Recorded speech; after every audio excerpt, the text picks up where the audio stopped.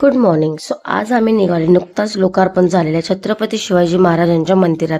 ठाणे जिल्ह्यातील भिवंडी तालुक्यातील मराडेपाडा येथे हे मंदिर उभारण्यात आले आहे. महाराजांची 6 फूट उंच अशी मूर्तीची स्थापना केली असून गाभाऱ्याच्या एका बाजूला तुळजाभवानीची तर दुसऱ्या बाजूला जिजामाताच्या मूर्तीची पण स्थापना केली आहे.